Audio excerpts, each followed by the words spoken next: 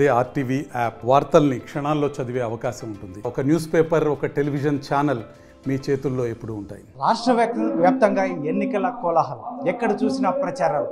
ఇటువంటి పరిస్థితుల్లో అనంతపురం జిల్లా వ్యాప్తంగా తెలుగుదేశం నాయకులు మాత్రం పెద్ద ఎత్తున ప్రజల వద్దకు వెళ్తున్నటువంటి పరిస్థితి. ఇటువంటి పరిస్థితుల్లో అనంతపురం ఎంపీ అభ్యర్థి మనతో పాటు ఉన్నటువంటి పరిస్థితి, ముఖ్యంగా అంబికా లక్ష్మీనారాయణ పోటీకి దిగబోతున్నటువంటి సందర్భంలో ఈ గ్రౌండ్ లెవెల్లో ఎటువంటి పరిస్థితులు ఎదుర్కొంటున్నారు, ముఖ్యంగా ప్రజల వైపు నుంచి మద్దతు ఎలా ఉంది, ఇటు తదితర అంశాలతో మనతో మాట్లాడడానికి అంబికా లక్ష్మీనారాయణ ఉన్నారు. ఏం చెప్తారు ఆయన మాట్లాడే సార్? గ్రౌండ్ లెవెల్లో కలయి తిరుగుతున్నటువంటి పరిస్థితి ఎలా ఉన్నాయి సార్? గ్రౌండ్ లెవెల్ పరిస్థితి చాలా బ్రహ్మాండంగా ఉందండి. ఎక్కడ చేసిన మహిళలు బ్రహ్మాండంగా బయటకు వచ్చి, అదేవిధంగా యూత్ ప్రత్యేకంగా యువత బాగా ముందుకు వచ్చేసి ఈరోజు మన ప్రభుత్వం రావాలంటే ఖచ్చితంగా చంద్రబాబు నాయుడు ముఖ్యమంత్రి అయితేనే తప్ప మనకి అన్ని రకాల సహాయ సహకారాలు అందవని చెప్పేసి ఒక ఆలోచనతోటి వారు ఎక్కడెక్కడ బాగా బ్రహ్మాండం స్పందిస్తున్నారు. అన్ని చోట కూడా బాగా పబ్లిక్ వచ్చి మీటింగ్స్ పాల్గొనడం కానీ, లేకపోతే ఓటు అడిగి వెళ్ళినప్పుడు వాళ్ళ ప్రతిస్పందన కూడా చాలా సంతోషంగా మేము ఎన్నికల కోసం ఎదురు చూస్తున్నాం. 100% మేము సైకిల్ గుర్తుని గెలిపించుకుంటామన్నటువంటి ఒక ఆత్మవిశ్వాసాన్ని వాళ్ళు తెలియజేయడం జరుగుతూ ఉందండి. ముఖ్యంగా 3 పార్టీలు కూటమిగా వచ్చినప్పటికీ మాత్రం జగన్మోహన్ రెడ్డి ఫైనల్గా మరొకసారి ముఖ్యమంత్రి కాబోతున్నాడని వైసీపీ నాయకులు చెప్తున్నటువంటి పరిస్థితి. ఏమంటే ఇప్పుడు ప్రజలు చెప్పాలి తప్ప నాయకులు చెప్పేది లేదు. మేము చెప్తున్నాం అదే, ప్రజలే ఇప్పుడు నిర్ణయం తీసుకునేటువంటి పరిస్థితికి వచ్చారు. ఈ 5 సంవత్సరాల పాలనలో ఈ అరాచకమైన ప్రభుత్వాన్ని మనం పారదోలాలి, ఖచ్చితంగా మళ్ళీ మన భవిష్యత్తు బాగుండాలంటే బాబు గారు రావాలంటే ఒక ఆలోచనతో అందరూ ఎక్కడికక్కడ నిర్ణయాలు తీసుకోవడం జరిగింది. ఇప్పుడు వాళ్ళు చెప్పే మాటని కూడా మేకపోతే గంభీరాన్ని ప్రదర్శించింది తప్ప ఇంకోటి కాదు. 100% 100% ఈరోజు అందరూ కూడా డిసైడ్ చేసేసారు. తెలుగుదేశం పార్టీ, అదే జనసేన, బీజేపీ ఉమ్మడి అభ్యర్థిని గెలిపించుకొని అటు రాష్ట్ర ప్రభుత్వాన్ని, అదేవిధంగా కేంద్ర ప్రభుత్వాన్ని ఏర్పాటు చేసుకుని తద్వారా రాష్ట్రం కోల్పోయినటువంటి నిధులను కానీ విధులు కానీ ఈ రాష్ట్ర భవిష్యత్తును కూడా మనం ముందుకు తీసుకెళ్తున్న అవసరాన్ని ఈరోజు ప్రజలను కూడా గుర్తించారు. తప్పకుండా అదేవిధంగా రాష్ట్రంలో కూడా మన చంద్రబాబు నాయుడు గారు వస్తే ముఖ్యమంత్రిగా ఈ రాష్ట్ర భవిష్యత్తును కూడా ఖచ్చితంగా మారుస్తారు. ఎందుకంటే 2014-19 హయాంలో చేసినటువంటి అనేక అభివృద్ధి కార్యక్రమాలు కూడా కుంటుపడిపోయినాయి. ఈరోజు రాజధాని లేదు, పోలవరం లేదు, ఈరోజు విశాఖ ఉక్కును తరలించే ప్రయత్నం చేస్తున్నారు.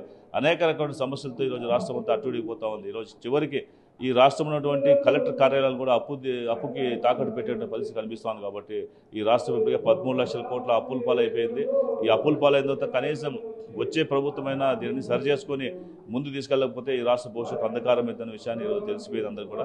కాబట్టి ప్రజలు ఎక్కడికక్కడ చెప్తూనే ఉన్నారు, 100% మేము తెలుగుదేశం పార్టీని గెలిపించుకుంటామని చెప్తున్నారు. కాబట్టి వాళ్ళు చెప్పే మాటలు నమ్మే పరిస్థితి కూడా ఈరోజు లేదు. చివరికి జగన్మోహన్ రెడ్డి గారు చేసేటువంటి బస్సు యాత్ర కార్యక్రమం కూడా జనాలు లేక చాలా ఇబ్బంది పడే పరిస్థితులు కనిపిస్తున్నాయి. కాబట్టి అప్పటికే అర్థమైంటుంది వాళ్ళకి. ఈరోజు వాలంటీర్ వ్యవస్థ కూడా దాదాపుగా చాలా వరకు వాలంటీర్ కూడా రిలీజ్ అయిపోయి మేము చేయలేకపోతే ప్రభుత్వాన్ని మాకు అవసరం చెప్పి వాళ్ళే స్వచ్ఛందంగా కూడా తరలి వచ్చి పార్టీకి మద్దతు పలికేటువంటి పరిస్థితి చూస్తూ ఉన్నాం.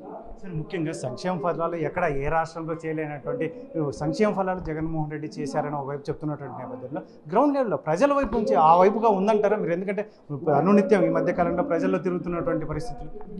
ఏమంటే మద్యపాన నిషేధం అని చెప్పారు, సంపూర్ణ మద్యపాన నిషేధం చేసిన తర్వాత ఎలక్షన్కి వెళ్తా ఉన్నారు. సంపూర్ణ మద్యపాన నిషేధం జరగలేదు. పైపెచ్చి ఈరోజు అన్ని కూడా నకిలీ మద్యం సరఫరా చేస్తూ డబ్బులు దోచుకునే ప్రయత్నం తప్ప ఇంకోటి కాదనే విషయాన్ని ప్రజలు గుర్తించారు. అదేవిధంగా ఈరోజు వాళ్ళు ఇచ్చిన సంక్షేమ కార్యక్రమాలు ఏమున్నాయి చెప్పండి? గతంలో 123 స్కీమ్స్ చంద్రబాబు నాయుడు ఇచ్చినటువంటి స్కీమ్స్ అన్ని తొలగించేసి సంక్షేమం అని చెప్పి పేరు చెప్తున్నారు తప్ప సంక్షేమం ఎక్కడ జరగలేదండి.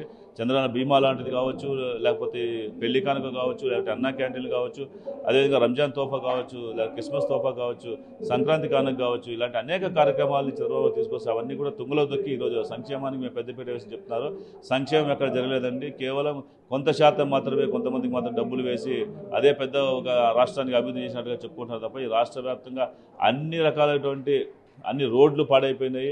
సంక్షేమ కార్యక్రమాల పేరు చెప్పుకునేసి అభివృద్ధిని పూర్తిగా కుంటుపడేదాకా చేసి ఈరోజు రాష్ట్రంలో పరిశ్రమలు రాకుండా పరిస్థితి వచ్చింది. ఈ రాష్ట్రంలో పరిశ్రమలు రాకపోవడం వల్ల యువత అంతా కూడా ఉద్యోగాలకే ఈరోజు పక్క రాష్ట్రాలకి వలస వెళ్ళి చిన్న చిన్న అండి. అది దారుణం ఏమంటే డిగ్రీ చేసి ఎంబీఏ చేసే వాళ్ళు కూడా ఈరోజు సెక్యూరిటీ గార్డుగా పనిచేసే పరిస్థితి వస్తూ ఉందంటే ఈ రాష్ట్రంలో యువతకు నువ్వు ఏం చెప్పారు చెప్పండి? ప్రభుత్వం వచ్చిన వెంటనే మెగా డిఎస్ఎల్ సంవత్సరానికి ఒకసారి ఏర్పాటు చేసి అందరికీ ఉద్యోగాలు ఇస్తామని చెప్పినటువంటి వ్యక్తి జగన్మోహన్ రెడ్డి రోజు ఒక్కరు కూడా ఒక ఉద్యోగం ఇచ్చిన పాపాన్ని పోలేదు. కాబట్టి ఎట్టి పరిస్థితులు కూడా ఎవరు ఇక్కడ యాక్సెప్ట్ చేసే పరిస్థితి లేదండి ప్రజలు. సార్, ముఖ్యంగా గత ఎన్నికల్లో మాత్రం అనంతపురంలో 2 ఎంపీ సీట్లు వైసీపీ గెలుచుకున్నటువంటి పరిస్థితి ఇప్పుడు ఎలా ఉంటుంది? అందులో ముఖ్యంగా మీరు అనంతపురం ఎంపీగా గెలిస్తే మీ ఏ ప్రణాళికతో ముందుకెళ్ళబోతున్నారు? అనంతపురం అంటేనే కరువుకు నిలయమైనటువంటి ప్రదేశం అండి. మన భారతదేశంలోనే అత్యంత వెనుకబడినటువంటి జిల్లా మన కరువులో ఉన్నది. కాబట్టి ఈ జిల్లా వ్యాప్తంగా రైతన్నలు ఆదుకోవడం కోసం కేంద్ర ప్రభుత్వ పథకాలు ఏవైతే ఉన్నాయో వాటిని అమలు పరిచే కోసం పూర్తిగా శాయశక్తిగా ప్రయత్నం చేస్తాను. అదేవిధంగా ప్రత్యేకించి అనంతపురంలో ఈ పళ్ళ పరిశ్రమ కావాలండి. ఎందుకంటే ఇక్కడ హార్టికల్చర్ బాగా అభివృద్ధి జరుగుతుంది కాబట్టి వాళ్ళకి కావాల్సినటువంటి కోల్డ్ స్టోరేజ్ కానీ, అదేవిధంగా వాళ్ళకి కావాల్సిన ట్రాన్స్పోర్టేషన్ బయట ప్రాంతాలకు వెళ్ళడానికి ట్రాన్స్పోర్టేషన్లో వాళ్ళకి సబ్సిడీ రూపంలో వాళ్ళకి అందజేసి వాళ్ళందరూ కూడా ఒక మంచి రైతులు ఇంకా బాగా పెద్ద ఎత్తున పంటలు పండించి ఈ యొక్క అనంతపురాన్ని ఒక మంచి ఆదర్శమైనటువంటి ఒక నగరంగా కాదు, అదేవిధంగా నియోజకవర్గం కాదు, రాష్ట్రంలోనే భారతదేశంలోనే గొప్ప చరిత్ర కలిగినటువంటి అనంతపురాన్ని ఒక హార్టికల్చర్ హబ్గా మార్చేటువంటి ఒక ప్రయత్నం కూడా చేయబోతున్నామండి. అదేవిధంగా మన అనంతపురం జిల్లా వ్యాప్తంగా స్కిల్ డెవలప్మెంట్ సెంటర్స్ యువత కోసం, ఎందుకంటే ఈరోజు చాలామంది యువత ఉద్యోగాలకు ఇబ్బంది పడుతున్నారు కాబట్టి వాళ్ళందరికీ వాళ్ళలో ఉన్న స్కిల్ని బయట తీసుకురావడం కోసం మండల వ్యాప్తంగా ప్రతి మండలం కూడా కేంద్ర రాష్ట్ర ప్రభుత్వ సహకారంతో స్కిల్ డెవలప్మెంట్ సెంటర్స్ ఏర్పాటు చేసి తద్వారా యువతకు ఉద్యోగాల అవకాశాలు కల్పించే ప్రయత్నం కూడా నేను చేయబోతున్నాను. అదేవిధంగా అనంతపురంలో పార్లమెంటు సేవా కేంద్రం నుంచి ఒకటి ఏర్పాటు చేసి తద్వారా మన కేంద్ర రాష్ట్ర ప్రభుత్వాల నుంచి రావాల్సినటువంటి పథకాలు ఏవైతే ఉన్నాయో ఆ పథకాలను వివిధ వర్గాల వారికి అప్లై చేయించి మళ్ళీ శాంక్షన్ చేయించేటువంటి బాధ్యత తీసుకొని తద్వారా ఏదైతే నిధులు ఇక్కడ ఆగిపోయినాయో కేంద్ర ప్రభుత్వ నిధులన్నీ కూడా తీసుకొచ్చి మన అనంతపురం జిల్లాకు కావాల్సినటువంటి అన్నీ కూడా మన సమకూర్చేటువంటి ప్రయత్నాన్ని ఆ యొక్క సేవా కేంద్రం ద్వారా చేయబోతున్నాం. సార్ ఫైనల్గా సార్ రాష్ట్ర వ్యాప్తంగా తెలుగుదేశం పార్టీ ఎన్ని సీట్లు గెలవబోతుందో అంచనాలో ఉంది? తప్పకుండా అండి. ఈ రాష్ట్ర వ్యాప్తంగా ఉన్నటువంటి మన ఉమ్మడి తెలుగుదేశం పార్టీ, జనసేన, బీజేపీ అంతా కూడా దాదాపుగా 155 నుంచి 160 సీట్లు గెలవబోతున్నారు.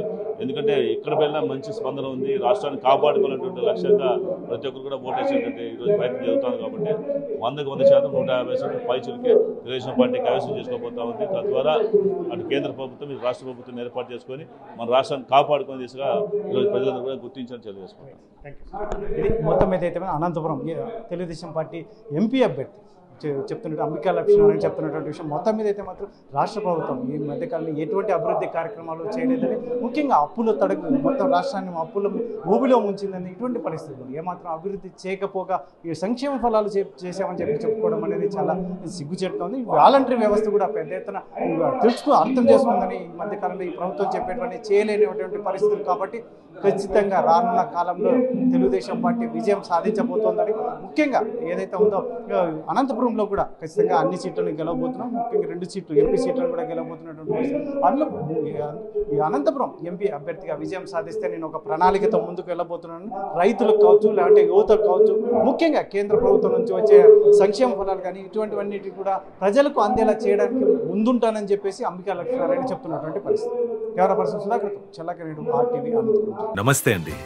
ఇది వ్యాపారం గురించి కాదు, ఓటు గురించి. ఎన్నికల్లో ఓటు వేయడం మన హక్కు మాత్రమే కాదు, కర్తవ్యం. ఎంతో మంది మహా నేతలు శ్రమించి ప్రాణత్యాగం చేసి ఈ అవకాశాన్ని మనకిప్పించారు. అందరూ ఓటు వేద్దాం. ఎందుకంటే ఓటు హక్కు ఊరికే రాదు. నా ఓటు ఎవరికో తెలుసా? అది సీక్రెట్ అండి.